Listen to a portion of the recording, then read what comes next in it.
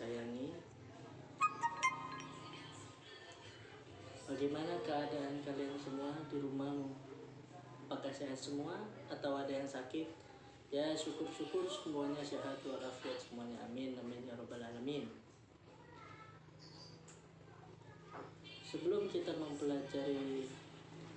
mulai pelajaran hari ini, marilah kita berdoa supaya pelajaran hari ini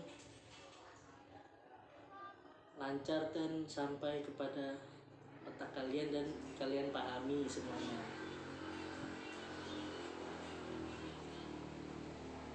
Marilah kita buka pelajaran pada pagi hari ini dengan bacaan basmalah. Bismillahirrahmanirrahim. Pelajaran hari ini yaitu larangan riba. Mungkin anak-anak sekalian sudah pernah mendengar apa itu riba, tetapi kalian juga harus tahu riba itu sangat dilarang dalam agama kita, yaitu agama Islam, dan riba itu sangat-sangat dilarang. Nanti di dalamnya sudah jelaskan mengapa itu dilarang ya. Selanjutnya yaitu kompetisi dasar. Di sini kompetisi dasarnya itu ada dua, yaitu menganalisis larangan riba. Nanti siswa akan memahami larangan riba itu dan bagaimana menjauhkannya secara pengetahuannya. Nah, yang kedua itu menyajikan cara menghindari riba. Nah, di sini siswa akan mempraktikkan bagaimana larangan riba itu. Selanjutnya yaitu tujuan pembelajaran. Setelah mempelajari tentang larangan riba, siswa dapat menganalisis larangan riba dan menjauhi perbuatan riba. Itu tujuan pembelajaran kita pada hari ini. Selanjutnya yaitu pengertian secara bahasa dan istilah. Nah, secara istilah itu riba dalam bahasa Arabnya zaidah, yang arti bertambah. Kalau dalam bahasa itu riba adalah kesepakatan dua orang untuk memberikan kelebihan dalam hutang piutang atau pinjam meminjam. Oke? Anak-anak sudah paham belum? Bapak ulangin ya. Kakak ulangin sekali lagi. Untuk pengertian riba secara istilah itu zaidah, yang artinya tambahan. Kalau secara bahasa itu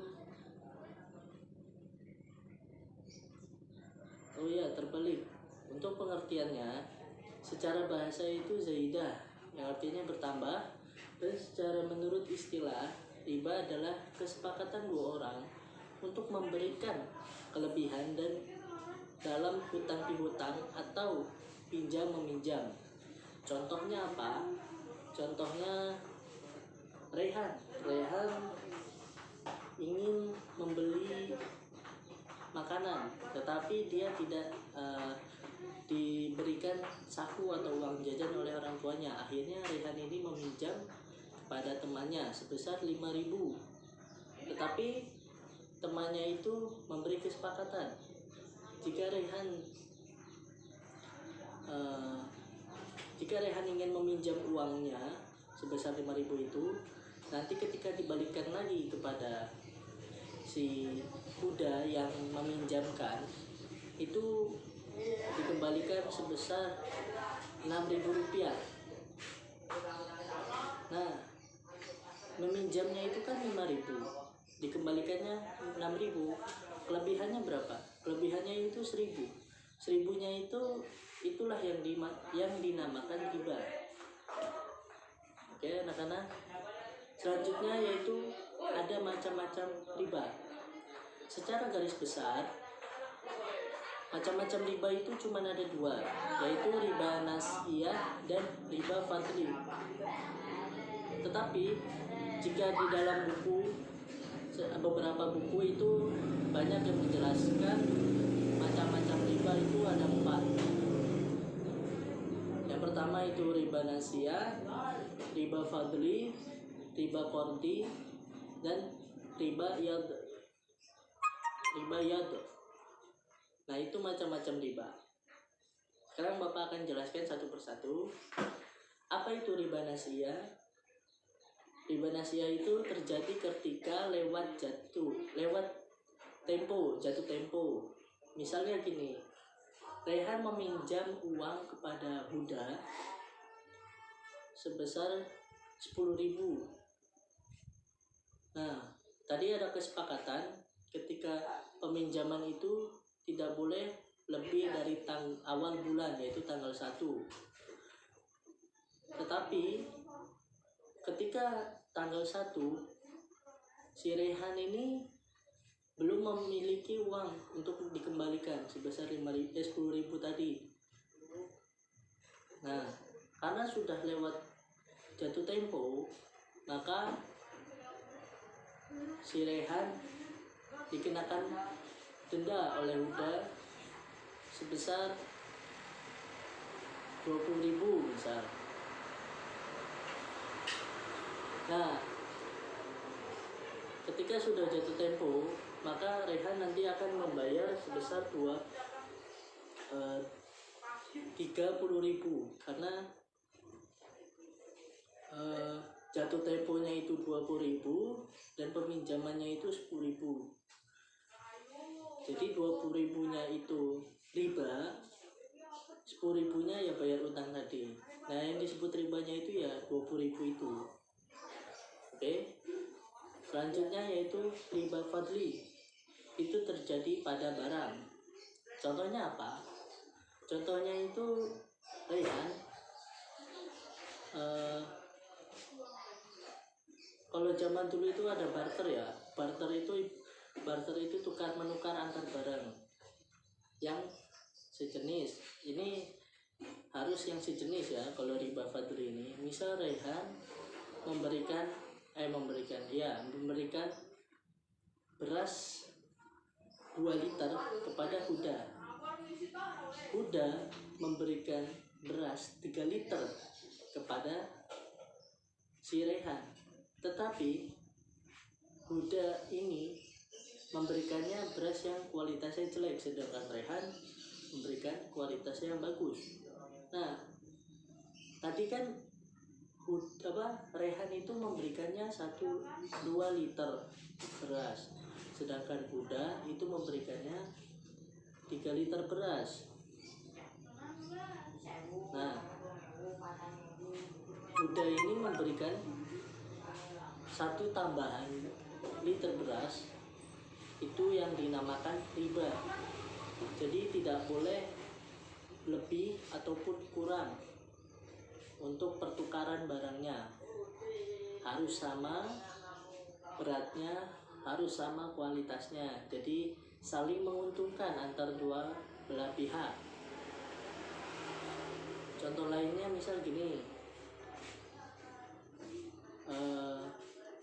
si Yanto memberikan penghapus kepada si Ahmad memberikan 2 penghapus kepada si Yanto. Nah, itu lebihnya berapa? Lebihnya 1. Nah, satunya ini disebut riba. Kalau sama besarnya atau sama jenisnya dan sama kualitasnya itu tidak apa-apa, tidak ada yang dinamakan riba. Oke, paham anak-anak?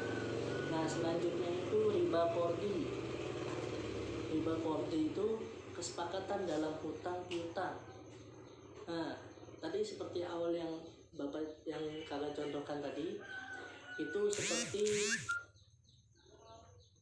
Rehan yang meminjamkan uang kepada Huda. Kalau tadi kan yang pertama itu jatuh tempo ya. ada waktunya. Nah, kalau yang ketiga ini riba qardi itu tidak ada waktunya, tapi ketika kesepakatan itu sudah disebut jumlahnya sekian. Misal gini, Rehan meminjam uang kepada Huda sebesar 50.000. Huda akan memberikan Rehan pinjaman sebesar 50.000 tadi, tetapi ketika dibalikan itu menjadi 70.000. Oke. Jadi yang dipinjamkan itu 50.000 dan yang akan dibalikan oleh Rehan nanti ketika sudah ada uangnya, untuk kapan saja tidak ada waktunya, itu harus mengembalikannya 70.000 karena sudah kesepakatan. Nah, itu 20.000-nya atau lebihnya itu yang dinamakan riba. Paham anak-anak? Ya. Selanjutnya yaitu ribayat. Ribayat ini jual beli dengan pembayaran atau penyerahan barang yang diundurkan. Misalnya gini, Ahmad mau beli jam di sebuah toko atau di temannya lah, biar gampang. Di temannya itu harganya 500.000. Nah, terus si Yanto ini belum memiliki uangnya, tetapi si Ahmad itu bilang ke Yanto, besok kamu balik lagi aja ke sini bulan depan, tapi ada penambahan harganya jadi 550.000.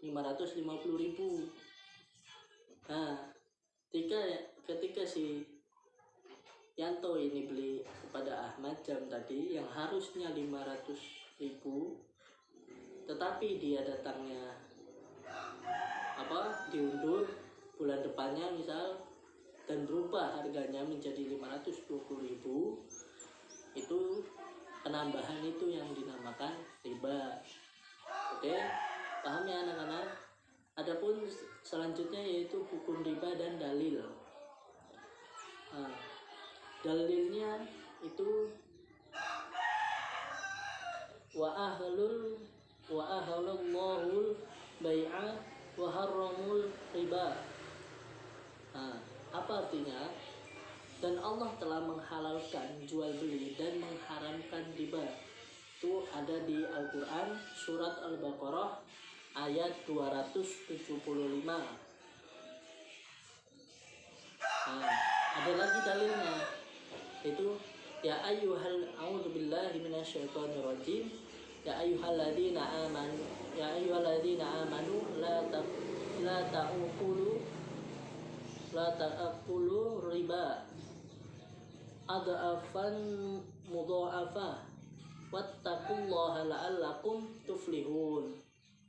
Yang artinya, wahai orang-orang yang beriman, janganlah kamu memakan riba dengan berlipat ganda, dan bertakwalah kepada Allah Subhanahu wa taala agar kamu beruntung. Itu ada di surat Al-Imran ayat 130. Selanjutnya yaitu ada manfaat atau hikmah diharamkan riba. Itu ada beberapa macam. Pertama itu bagi rentenir. Nah, apa manfaat atau hikmah daripada rentenir? Yang pertama, selamat dari sifat keserakahan.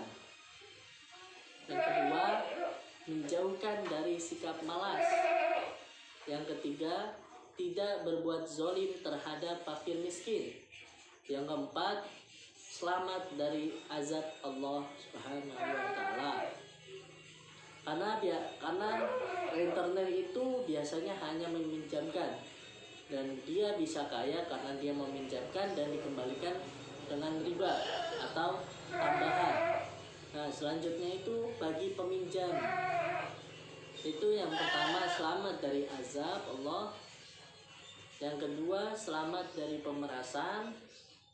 Yang ketiga, mencari harta lebih tenang. Karena kalau kita lihat di zaman sekarang, mungkin anak-anak juga yang suka nonton TV, suka melihat berita, itu ada ya. Sekarang lagi maraknya pinjol. Apa itu pinjol? Pinjaman online. Pinjaman online ini sama ya, itu memberikan riba. Misal dia meminjamkan sebesar 1 juta, tetapi harus dibayar sekian per harinya. Itu lebih parah dan itu akan menjerat bagi peminjamnya. Selanjutnya itu cara menghindari riba. Nanti anak-anak bisa melakukan ini supaya tidak terjerat dari riba. Karena kalau dari kecilnya sudah terbiasa dan sudah paham akan riba, insya Allah nanti sudah dewasa akan terjauh dari riba. Yang pertama, cara menghindari riba itu biasa hidup sederhana. Hidup sederhana ini bukan memaksakan misal dia mengirit-irit ya, itu bukan seperti itu namanya bukan sederhana, itu namanya menyiksa diri. Sederhana itu gimana? Sederhana misal si Zaki itu diberikan uang jajan 5.000. Uang jajan itu bisa dibelikan ya udah sebesar 5.000 aja. Misal kalau ada yang lebih enak atau menarik bagi dirinya, tapi harganya di atas apa yang dia punya, misal harganya 10.000 atau 8.000, itu tidak perlu meminjam uang atau segalanya. Hidup sederhana saja, yang penting memenuhi kebutuhan kita. Yang kedua yaitu bekerja. Yang ketiga, tidak berhutang. Anak-anak tidak boleh dari kecil itu belajar berhutang. Misal si Rehan itu tidak diberikan uang jajan sama ibunya karena melakukan kesalahan, jadinya dia dihukum tidak diberikan uang jajan. Ketika di sekolah dia ingin jajan, karena tidak mempunyai uang jajan, makanya dia minjam kepada temannya. Itu tidak boleh, harus dijauhkan. Karena kalau dari kecilnya saja sudah suka berhutang, itu takutnya nanti sudah dewasa akan terbiasa dengan hutang. Kalau bisa dari sekarang anak-anak tidak boleh ya namanya berhutang. Selanjutnya yang keempat itu menjauhi pinjam meminjam. Itu tadi yang kakak jelaskan sebelumnya, tidak boleh berhutang, meminjam harus dikembalikan yang sesuai. Kalau ada kelebihannya itu yang dinamakan riba. Mungkin itu saja dari kakak. Jika anak-anak ada yang belum dipahami, boleh nanti chat kakak lewat WA. Apa pertanyaannya, nanti insya Allah akan kakak jawab. Untuk yang belum absen, mungkin boleh absen dulu di learning, karena untuk absensi itu sudah ada di learning. Untuk PR hari ini kakak minta untuk semua anak-anak menghafal dalil dari riba yang tadi sudah Bapak sebutkan, yaitu ahalullahul bai'a wa haramur riba. Itu dua ya, boleh milih salah satunya yang mana, tetapi dihafalkan beserta artinya. Supaya apa? Supaya anak-anak selalu ingat tentang tidak diperbolehkannya hal riba di dalam agama kita. Kurang lebihnya mohon maaf dari kakak. Semoga anak-anak bisa memahami pelajaran yang kakak berikan. Wassalamualaikum warahmatullahi wabarakatuh.